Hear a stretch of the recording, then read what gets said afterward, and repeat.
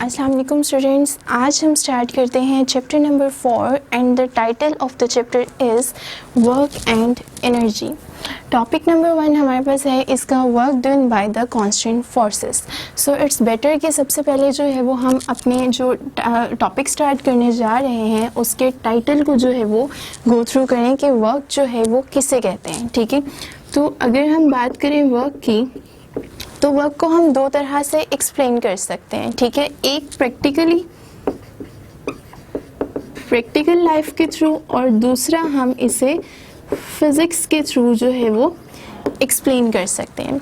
अब एक जो है वो इंसान है, ठीक है, वो कह रहा है कि जी हम जो है वो एक ब्रिक जो है वो वॉल बनी हुई है, ठीक है, यानी एक ईंटों की जो है वो आप कंसिडर कर लें यूँ दीवार बनी हुई है, और एक इंसान जो है वो इस दीवार पे कॉन्टीन्यूसली जो है वो बहुत ज़्यादा फोर्स अप्लाई कर रहा है और इसको जो है वो बहुत हिलाने की कोशिश कर रहे हैं। लेकिन हमें पता है प्रैक्टिकली कि एक इंसान इस ब्रिक वॉल को अपने हाथ से जितनी मर्जी फोर्स अप्लाई कर ले इसे हटा नहीं सकता, इसे गिरा नहीं सकता। तो जो ये इंसान होगा, जो पर्सन होगा, उसके अकॉर्डिंगली उसे बहुत ज़्यादा स्वेटिंग भी हो रही है, उसे बहुत पसीना आ रहा है क्योंकि वो बहुत फोर्स अप्लाई कर रहा है। तो ये इंसान तो कहेगा प्रैक्टिकली कि मैंने बहुत ज़्यादा वर्क किया, मैंने बहुत ज़्यादा काम किए। सेम इसी तरह एक स्टूडेंट है जो कि 4 to 5 आवर्स जो है वो एक बुक स्टडी कर रहे हैं, तो उसके अकॉर्डिंगली उससे पूछा जाएगा कि आप क्या कर रहे थे, तो वो कहेगा मैंने बहुत ज़्यादा वर्क किया, मैंने बहुत ज़्यादा काम किए। तो ये तमाम एग्जाम्पल जो हम वर्क के लेते हैं ये हमारे प्रैक्टिकल लाइफ के एग्जाम्पल हैं। फिज़िक्स इन तमाम किस्म के वर्क्स को वर्क कंसिडर नहीं करता। फिज़िक्स के लिए वर्क जो है वो क्या होता है, उसको वो अगर हम देखें तो फिज़िक्स में वर्क ये होता है कि अगर आप किसी बॉडी के ऊपर फोर्स अप्लाई करो और फोर्स अप्लाई करने से उस बॉडी में डिस्प्लेसमेंट प्रोड्यूस हो जाए तो आपके पास वर्क डन प्रोड्यूस होगा। अब इस एग्जांपल में देखें तो ये पर्सन कॉन्टीन्यूसली वॉल ब्रिक पे जो है वो फोर्स अप्लाई कर रहे हैं, लेकिन जो ये वॉल है वो मूव नहीं कर रही है, यानी इसमें डिस्प्लेसमेंट प्रोड्यूस नहीं हो रही। इसका मतलब है फिजिक्स के सेंस में वर्क डन नहीं है। सेम इसी तरह जो है वो एक पर्सन जो कि स्टडी कर रहा है बुक्स को, वो सिर्फ बुक्स को पढ़ रहा है, बुक के ऊपर फोर्स अप्लाई करके उसे मूव नहीं करवा रहा, तो वो भी फिजिक्स के सेंस में वर्क डन नहीं होता। तो अब जो है वो थोड़ी स्टडी करते हैं कि हमारे पास जो है वो वर्क डन की डेफिनेशन जो है वो क्या बनती है। ठीक है, उसको देखते हैं। सिंपली कंसिडर कर लें ये एक हमारे पास कार्ट है, एक इंसान इस कार्ट के ऊपर जो है वो फोर्स अप्लाई कर रहा है और फोर्स अप्लाई करने की डायरेक्शन ये है। जैसे ही वो इस कार्ट के ऊपर जो है वो फोर्स अप्लाई करता है तो इस कार्ट में डिस्प्लेसमेंट प्रोड्यूस होती है और डिस्प्लेसमेंट के थ्रू कार्ट जो है वो अपनी पोजीशन को चेंज करके यहाँ बी पॉइंट पे आ जाता है। ठीक है, फोर्स एंड डिस्प्लेसमेंट के इन बिटवीन बनने वाले एंगल को हम थीटा कहेंगे। अब इस केस में फोर्स अप्लाई करने से डिस्प्लेसमेंट प्रोड्यूस हो रही है, इसका मतलब है यहाँ पे वर्क डन ज़रूर होगा। अब वर्क डन का अगर हम फॉर्मूला देखें तो क्या होता है, वर्क डन जो है वो सिंपली स्केलर प्रोडक्ट का नाम है in between force and displacement, F dot D. Scalar product या फिर डॉट प्रोडक्ट होती है in between force and displacement. अब अगर हमें जो है वो याद हो प्रीवियस कॉन्सेप्ट जो हमने चैप्टर नंबर 2 में कंसिडर किए थे, उसके अकॉर्डिंगली हमने इस डेफिनेशन को जो है वो एक्सपैंड किया था और हमने जो है वो सीखा था कि हम इसे F cos theta into D B लिख सकते हैं। ठीक है, तो एक्सपैंड करने के बाद हमने ये कहा था कि अगर हम ये चीज़ कहें कि वर्क डन हमें फाइंड करना है तो उसके दो पॉसिबल वेज हैं। एक तो हम ये कहेंगे it is a dot product between the force and displacement, और दूसरी डेफिनेशन ये बनती है it is the product of the magnitude of displacement and the component of the force in the direction of displacement. यानी हमने D displacement का तो सिर्फ मैग्नीट्यूड लिया, लेकिन फोर्स का हमने यहाँ पे जो है वो एक्स कंपोनेंट यूज़ किया है और ये एक्स कंपोनेंट बी किस डायरेक्शन में, डिस्प्लेसमेंट की ही डायरेक्शन में है। तो ये सेकंड पॉसिबल जो डेफिनेशन है वो हमारे पास वर्क डन की बन जाती है। इस इक्वेशन को मज़ीद थोड़ा सा सॉल्व करें तो एफ डी कॉस थीटा हमारे पास जो है वो वर्क डन आ जाता है। अब वर्क डन की जो है वो डिफरेंट केसेस हैं जिनको हम जो है वो स्टडी कर लेते हैं कि वर्क डन कितने टाइप्स का होता है, और सबसे पहले हम जो है ऐसा करते हैं कि वर्क डन का जो यूनिट है उसको डिटरमिन करते हैं। तो work done is a dot product of force and displacement. Force के यूनिट होते हैं न्यूटन और डिस्प्लेसमेंट के यूनिट होते हैं मीटर। तो वर्क डन के यूनिट होंगे न्यूटन मीटर, जो कि मजीद 1 जूल के इक्विवेलेंट आ जाता है हमारे पास।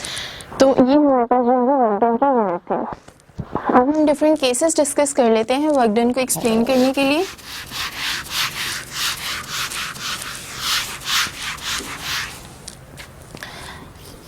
केसेस क्या क्या हैं? सबसे पहला जो केस है वो है हमारे पास पॉजिटिव वर्क डन। ठीक है, सबसे पहले पॉजिटिव वर्क डन क्या होगा, यहाँ पे हम लिख लेते हैं वर्क डन का फॉर्मूला जो हमने डिराइव किया, F D cos of theta. अब जो हमारे वर्क डन है उसके जो डिफरेंट केसेस हैं वो डिपेंड कर रहे हैं। यहाँ पे देखें तो वर्क डन मेनली डिपेंड कर रहा होता है थीटा के ऊपर, एंगल के ऊपर। इसका मतलब है कि एंगल के ऊपर डिपेंड करने से हम जो है वो डिफरेंट टाइप के वर्क डन जो है वो गेन कर सकते हैं। तो पॉजिटिव वर्क डन भी एक ऐसा वर्क डन है जो कि थीटा डिपेंडेंस की वजह से हमें जो है वो मिलता है। तो अगर कोई ऐसा केस है जिसमें हमारी फोर्स और हमारी डिस्प्लेसमेंट दोनों की डायरेक्शन सेम है, तो इस केस में एंगल हमारे पास 0 डिग्री बनता है। और 0 डिग्री जो है वो हमारे पास अगर हम देखें तो 90 से लेस देन होता है, यानी 0 degree is less than 90 degree.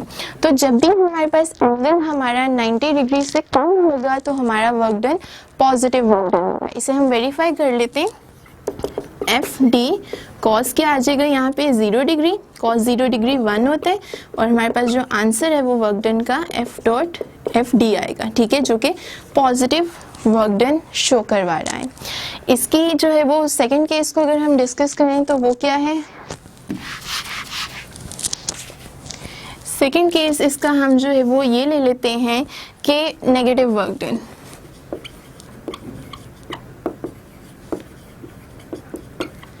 अब वर्क डन हमारे पास नेगेटिव कब होगा, वो भी थीटा पे ही डिपेंड करता है। इसके लिए हम ये कहते हैं कि अगर हमारी फोर्स और हमारे डिस्प्लेसमेंट की डायरेक्शन एक दूसरे से एंटी पैरेलल हैं तो एंगल 180 डिग्री होगा।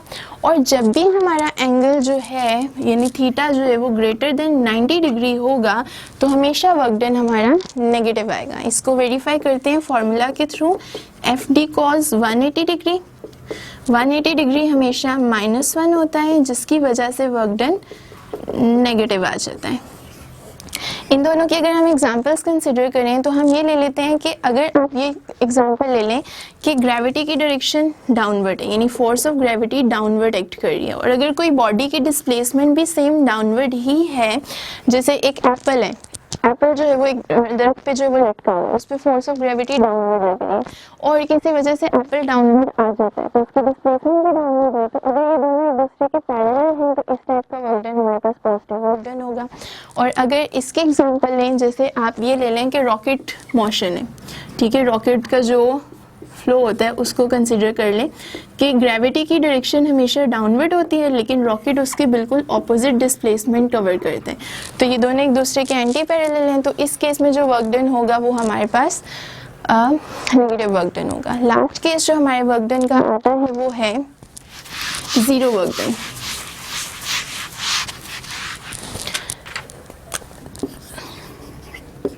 ये थर्ड केस है, 0 वर्क डन। बॉडी में 0 वर्क डन कब प्रोड्यूस होता है, उसका केस ये होता है कि अगर हमारी फोर्स और हमारी जो डिस्प्लेसमेंट है उनके इन बिटवीन जो एंगल है वो 90 डिग्री बन जाए तो ये वर्क डन हमारे पास किस टाइप का होगा, ये हमारे पास जो है वो 0 वर्क डन होता है। कैसे, W is equal to F D cos of 90, cos 90 0 होता है, जिसकी वजह से हमारे पास वर्क डन टोटल 0 आ जाएगा। इसके एग्जांपल हम लें तो हम ये ले सकते हैं कि आप पेल कंसिडर कर लें, बकेट कंसिडर कर लें जिसमें जो है वो आपने पानी भरा हुआ है, ठीक है। इस बकेट को जो है वो एक इंसान ने अपने हाथ में यूं उठाया हुआ है। अब एक इंसान ने इसे अपने हाथ में यूं उठाया हुआ है यानी फोर्स की डायरेक्शन इस तरफ है, लेकिन वो उसको लेके इस तरह जो है वो चल रहा है। इसका मतलब है डिस्प्लेसमेंट की डायरेक्शन ये है, दोनों में एंगल जो है वो कितना बन रहा है 90 डिग्री। तो इस केस में जो वर्क डन होगा इस बकेट पे उसकी वैल्यू हमारे पास 0 के इक्वल आएगी। तो ये थे हमारे पास कुछ केसेस। अब जो है वो हम डिस्कस करते हैं graphical representation of work done.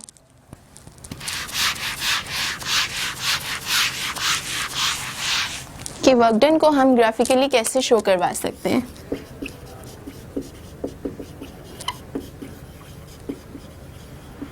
Presentation of work done. Suppose कर लें कि हमने जो है वो किसी बॉडी के ऊपर फोर्स अप्लाई की, इस डायरेक्शन में वाई एक्सिस के लॉन्ग हम फोर्स ले लेते हैं, ठीक है। यहाँ पर हमने फोर्स अप्लाई की, इस पॉइंट को O और इसको P का नाम दे दें, O to P हमने फोर्स अप्लाई की और उसके रिजल्ट में बॉडी में O to R डिस्प्लेसमेंट जो है वो प्रोड्यूस हो गई। अब ये जो हम वर्क डन कर रहे हैं इसमें जो फोर्स हम प्रोवाइड कर रहे हैं वो कांस्टेंट फोर्स है, यानी उसकी वैल्यू चेंज नहीं हो रही। तो अगर फोर्स की वैल्यू नहीं चेंज हो रही तो मतलब डिस्प्लेसमेंट की भी वैल्यू चेंज नहीं होगी और हमें जो ग्राफ मिलेगा वो सिंपली स्ट्रेट लाइन ग्राफ मिलेगा, ठीक है। तो ये जो एरिया अंडर द ग्राफ आएगा ये हमें जो है वो बताएगा हमारे वर्क डन की वैल्यू को।